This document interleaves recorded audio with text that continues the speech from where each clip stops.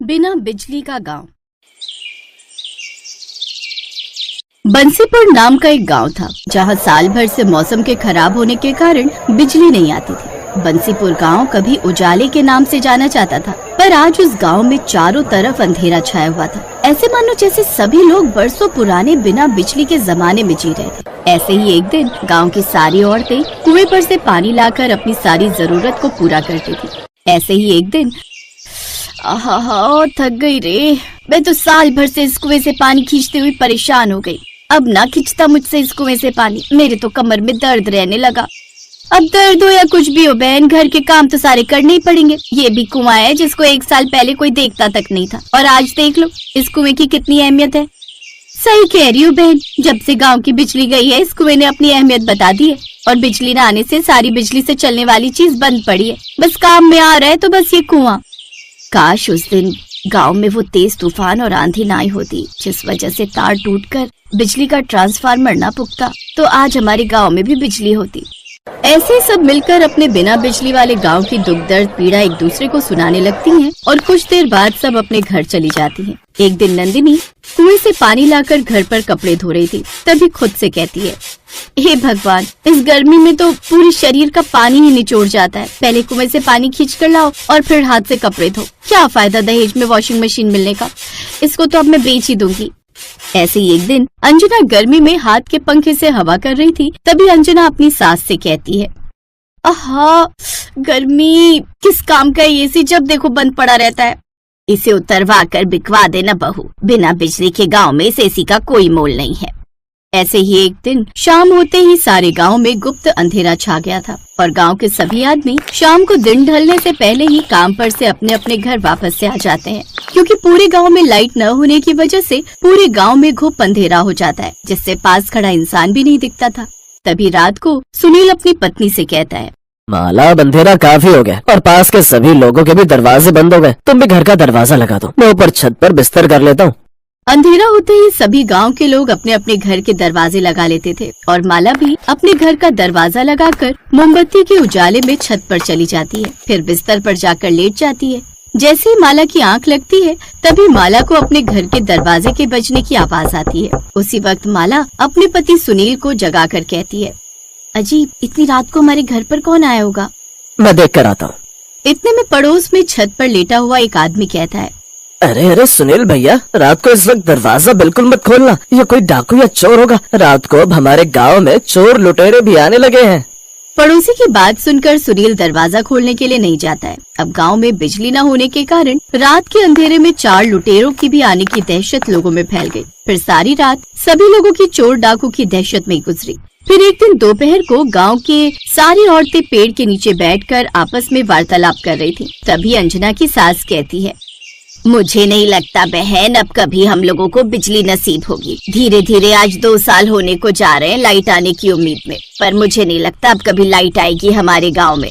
अरे माँ जी, लाइट से याद आया, मैंने स्कूल में सोलर सिस्टम के बारे में पढ़ा था, उसे हम बिजली की तरह इस्तेमाल कर सकते हैं। कैसे बहू? माँ जी, ये सोलर एनर्जी यानी कि सूर्य की ऊर्जा, इसका इस्तेमाल करने से हमारे आसपास का एनवायरनमेंट अच्छा होता है, जिससे पर्यावरण को भी कोई हानि नहीं होती है। इससे हम अपनी लाइट की जरूरतों को भी पूरा कर सकते हैं। अगर कोई ऐसी चीज है जिससे हम अपने घर में लाइट की सुविधा कर सकते हैं, तो तुमने हमें पहले क्यों नहीं बताया अंजना? कैसे आएगी ये सोलर एनर्जी हमारे गाँव में? इसके लिए हम सबको अपने अपने घर की छत के ऊपर सोलर प्लांट लगवाना होगा, जो सूरज की किरणों से चार्ज होगा, और उससे हमें एनर्जी मिलेगी। ये थोड़ा महंगा जरूर होता है, पर हालातों को देखते हुए बस अब यही नजर आ रहा है। गांव की सभी औरतें सोलर पैनल लगवाने के लिए तैयार हो गई, और अगले दिन ही गांव की सभी औरतों ने अपनी अपनी छत पर सोलर पैनल लगवा लिए, जिससे गांव के कुछ घरों में बिजली आ जाती है। तभी नंदिनी अपनी सास से कहती है, माँ जी देखो, टंकी में 2 साल बाद पानी आया है। ये तो तुम सही कह रही हो बहू, पर ये सोलर पैनल हमको महंगा पड़ा है। गांव में अभी आधे से ज्यादा घर हैं जिनमें अभी लाइट नहीं थी, क्योंकि वो लोग इस सोलर पैनल का खर्चा नहीं उठा पाएंगे। ये तो आप सही कह रही हो माँ, हमारे घर तो रोशन हो गए, पर अब भी ऐसे घर हैं जो बिना रोशनी के पड़े हैं। नंदिनी और उसकी सास ऐसे बिना रोशनी के घर की बात सुनकर उदास हो जाती है, और वहीं दूसरी तरफ कमला की लड़की पिंकी कहती है, माँ, हमारे गांव में बिजली आ गई है। देखो, नंदिनी आंटी के घर में लाइट चल रही है। नहीं बेटी, बिजली नहीं है, नंदिनी आंटी ने सोलर पैनल लगवाए हैं। तो हम भी पापा से बोलकर सोलर पैनल लगवा लेते हैं।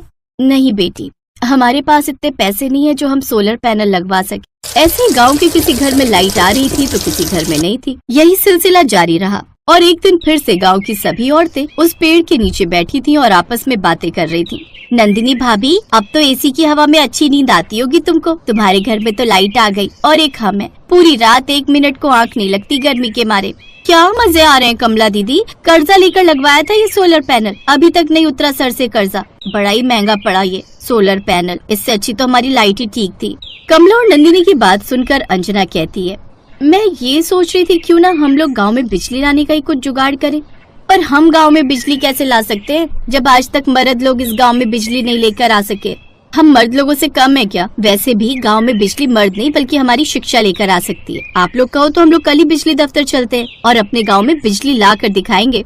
अंजना की बात सुनकर गांव की सारी औरतें राजी हो जाती हैं और अगले दिन ही गांव की सारी औरतें बिजली दफ्तर चली जाती हैं। सभी औरतों ने मिलकर सरकारी दफ्तर में जाकर बिजली की अपील की और सरकारी कर्मचारी ने अंजना को एक फॉर्म भरने के लिए दिया। इस फॉर्म को भरना है, पेन मिलेगा आपके पास? सरकारी कर्मचारी अंजना को पेन मांगते हुए देख हैरान हो जाता है और कहता है, आपको ये फॉर्म भरना आता है? जी आता है। अब आप पेन देंगे मुझे? सरकारी कर्मचारी अंजना को पेन देता है और अंजना पूरे फॉर्म को इंग्लिश में भर देती है, जिसे देख कर्मचारी भी शॉक में रह जाता है। 3 दिन बाद फिर से आना, थोड़ी और कानूनी कार्रवाई होगी। उम्मीद है सरकार आपकी मदद जरूर करेगी। और वो सारी औरतें फैसला कर लेती हैं कि वो गांव में लाइट लाकर रहेंगी। और अंत में एक दिन गांव में सरकारी कर्मचारी बिजली जोड़ने के लिए आ जाते हैं। अंजना का पति मुकेश कहता है, आखिरकार हमारी गांव की औरतों ने गांव में बिजली के तार जुड़वाए दिए और उनकी मेहनत रंग लेकर आई।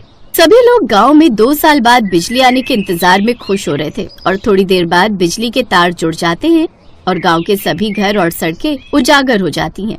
ये लाइट आ गई। सभी बच्चे लाइट आने की खुशी में बाहर सड़क पर रोशनी में नाचने लगे। पूरे 2 साल बाद बंसीपुर गांव में लाइट आई थी। अब घर में पड़ी सूखी टंकियों में भी पानी आना शुरू हो जाता है और गांव के सभी लोग रात को सड़कों पर खड़े होकर लाइट का आनंद ले रहे थे।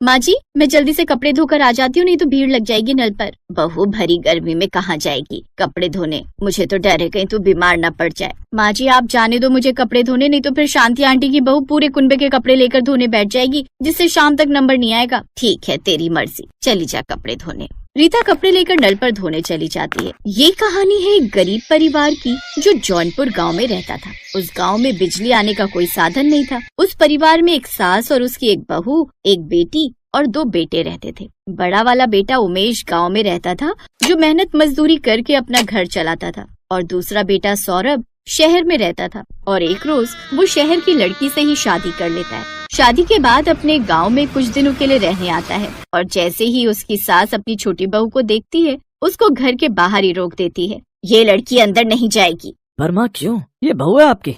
तुमने शादी करने से पहले अपनी माँ को एक बार भी बताना जरूरी नहीं समझा। माना माँ मेरी गलती है, पर मुझे माफ कर दो।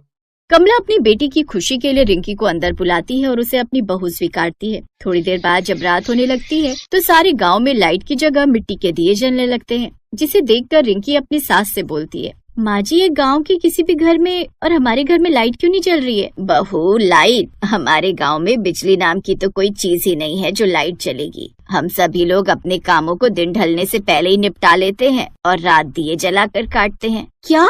ये क्या कह रही हो माँ जी आप? इतनी भयंकर गर्मी में वो भी बिना लाइट के कैसे रहती हो आप? रिंकी अपनी सास की बात को सुनकर बुरी तरह से चौंक गई और उसको यकीन नहीं हुआ कि यहाँ इस गांव में लाइट नहीं है। फिर आधी रात को रिंकी अपने पति को जगाती है। ये कहाँ लेकर आ गए हो तुम मुझे? मैं चैन की सांस भी नहीं ले पा रही हूँ। पता भी है कितनी गर्मी लग रही है। अरे यार रिंकी सो जाओ, ये कोई समय उठाने का? आँख बंद करके सो जाओ, नींद आ जाएगी। सौरभ ऐसे बोलकर सो जाता है और रिंकी सारी रात करवट बदलती रही और पूरी रात गर्मी की वजह से सो नहीं पाई।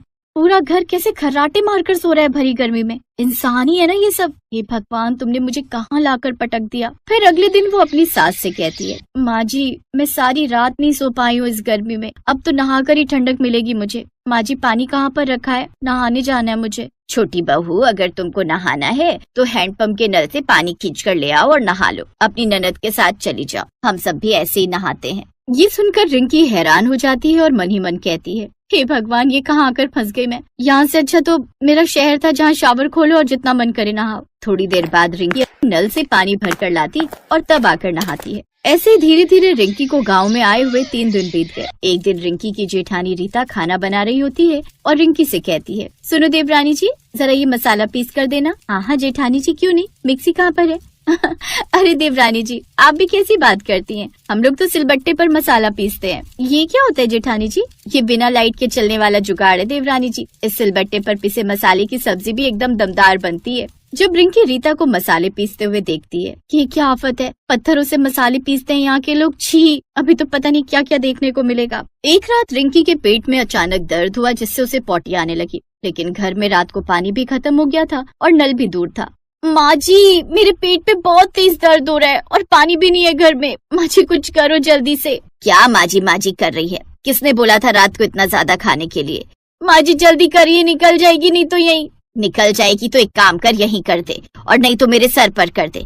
ना जाने किस आफत की पुड़िया को लेकर आया है हमारी छाती पर मूंग दलने। अरे सबर कर, पानी का इंतजाम कर रही हूँ। तभी रीता पड़ोस से पानी की बाल्टी लेकर जाती है और तब इसके बाद रिंकी पॉटी करके आती है। लेकिन इन सब से रिंकी अब काफी परेशान हो गई थी और वो अब अगले ही दिन अपना बैग पैक करने लगती है। सौरभ जी, इस गांव में बिजली न होने के कितने नुकसान है। बिजली के कारण घर में मोटर नहीं लग सकती, जिस कारण पानी लाने के लिए भी हमें बाहर हैंडपंप से पानी भरना पड़ता है। कल रात को मेरे साथ इमरजेंसी हो गई। अगर मान लो मेरी जगह कोई और बच्चा या बूढ़ा होता तो उसे भी यही सब परेशानियां झेलनी पड़ती। नहीं, मैंने तो बस अब तय कर लिया कि अब मैं इस घर में और नहीं रहूंगी। मैं जा रही हूँ यहाँ से। अब चलिए आप भी यहाँ से बहुत रह लिया, हम इस गाँव के ससुराल में जहाँ बिजली का नामो निशान नहीं है। एक एक दिन मेरा किश्तों में कट रहा है। यहाँ गर्मी के मारे जान निकल रही है, ना लाइट है, ना पानी है, ना एसी है। एसी तो बहुत दूर, एक पंखा तक नहीं है। कल दिन निकलते ही हम शहर चलेंगे।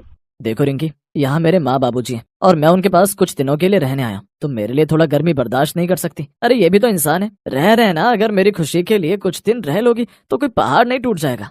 रिंकी पत्नी की खुशी के लिए गांव में बिना बिजली के रहना सीख जाती है और सबके साथ मिलजुल कर रहने लगती है। ऐसे ही एक हफ्ता गुजर जाता है और फिर एक दिन सुनीता, माँ जी देखो ना, मैंने कितने मन से पालक पनीर बनाया था, सब गर्मी के कारण खराब हो गया। काश भाभी हमारे गांव में भी बिजली होती तो एक फ्रिज होता जिससे ये रोज रोज का नुकसान नहीं होता। बेटी, इस गांव में कभी भी बिजली नहीं आने वाली। पूरी जिंदगी निकाल दी मैंने अपनी ऐसे ही। वहीं खड़ी रिंकी अपने परिवार की परेशानी देख मन ही मन ठान लेती है कि अब इस गांव में वो बिजली लाकर ही रहेगी। माँ जी, अब इस गांव में बिजली की सुविधा ला कर रहूंगी, जिससे इस गांव को और हम लोगों को बिजली के कारण होने वाली सारी परेशानी से छुटकारा मिल जाएगा। बस बस रहने दे बहू, तू इतने बड़े बड़े गांव के मुखिया यहाँ बिजली ना ला सके, तू बिजली लाएगी यहाँ। माँ जी, मैं आपसे और सभी गाँव वालों से वादा करती हूँ कि मैं इस गांव में बिजली ला कर रहूंगी। अब रिंकी बिजली विभाग के ऑफिस जाती है और इस बारे में इंक्वायरी करने लगती है। कितने समय से जौनपुर गांव में बिजली नहीं है, लोग यहाँ परेशान पड़े हुए, आखिर प्रशासन कर क्या रहा है?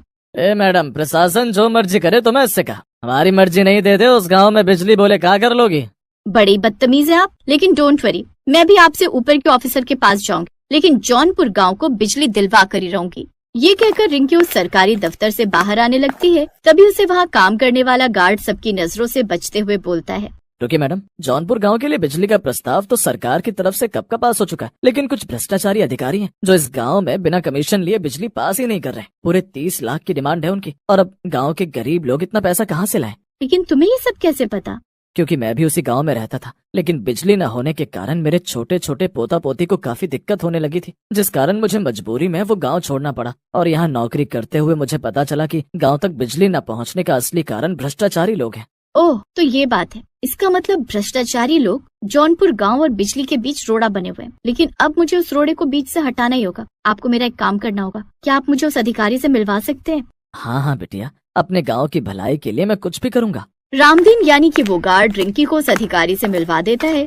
ओ, तो आप कानपुर गांव को बिजली दिलवाना चाहती हैं? ठीक है, मिल जाएगी, लेकिन इसके लिए आपको पूरे 30 लाख रुपए देने होंगे। बोलो, दे पाओगे इतनी कीमत? लेकिन ये तो साफ साफ तुम घूस मांग रहे हो। एक सरकारी अधिकारी को ये सब शोभा नहीं देता। ए ज्ञान की देवी, हमें तेरा ज्ञान नहीं सुनना। अगर देना ही चाहती है तो रिश्वत दो हमें, वो भी पूरे 30 लाख रुपए। रिंकी ने उसकी ये सब बातें अपने फोन में रिकॉर्ड कर ली थी। अब वो सीधा पुलिस के पास जाती है और उसे जेल में डलवा देती है। अब ये बात मीडिया में आग की तरह फैल जाती है, जिसके बाद जौनपुर में जल्दी से सरकार की तरफ से बिजली पहुंचा दी जाती है। रिंकी ने जैसा बोला था वैसा ही कर दिखाया। उसकी शिक्षा और ज्ञानता के कारण अब उस दिन से पूरे जौनपुर गांव में बिजली आ जाती है।